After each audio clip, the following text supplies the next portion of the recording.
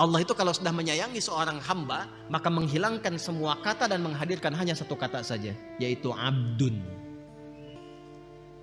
Abdun itu lafaz paling tinggi dalam Al-Quran untuk menunjukkan kasih sayang Allah kepada hamba.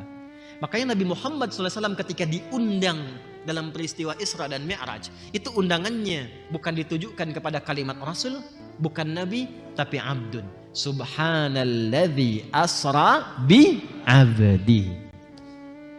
Dan semua Nabi juga begitu. Ni'mal abdu innahu awwab.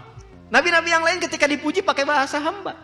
Jadi kalau sudah menggunakan kata abdun, artinya seorang manusia itu sangat dekat dengan Allah dan dia mendapatkan tingkat yang tinggi dari kasih sayang Allah Subhanahu wa taala. Jamaknya disebut dengan ibad. Makanya ketika mendapatkan predikat ibad disandingkan dengan sifat sayang yang banyak, namanya Rahman. Maka muncullah kalimat ibadur Rahman, wa ibadur rahmanil ladzina yamshuna 'alal ardi hauna wa idza khatabahumul jahiluna qalu salama.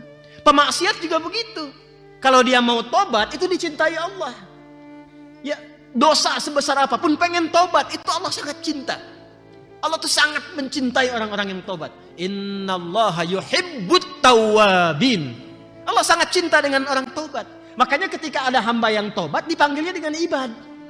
Dengan ibad, sebesar apapun doanya, sebesar apapun dosanya. Pernah ada seorang pembunuh yang sangat luar biasa, yang bunuh paman Nabi itu Hamzah radhiyallahu taala anhu, kan Wahsy itu dengan tombaknya itu. Ketika tobat dan masuk Islam dan merasa diri mungkin nggak dapat rahmat Allah, mungkin nggak diampuni. Yang saya tombak itu paman Nabi dulu, tapi saya pengen dapat hidayah Allah. Mungkin nggak Allah rahmati saya. Turun ayat langsung, Quran surah 39 tuh.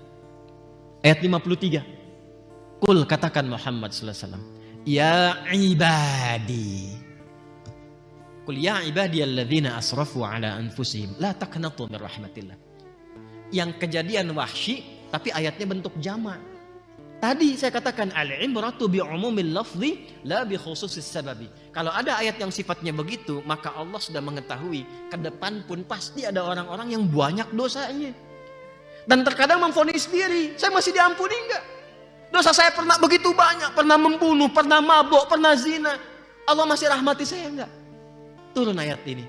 Seakan Allah ingin katakan begini, katakan pada Wahsy sekarang dan orang-orang setelahnya, siapapun yang merasa banyak dosa dan berlumur, dia ingin tobat, dia adalah hambaku yang aku sayangi.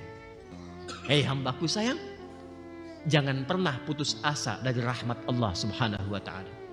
La taqnatu min rahmatillah. Belum selesai ayatnya. Innallaha yaghfirudz dzunuba jami'an.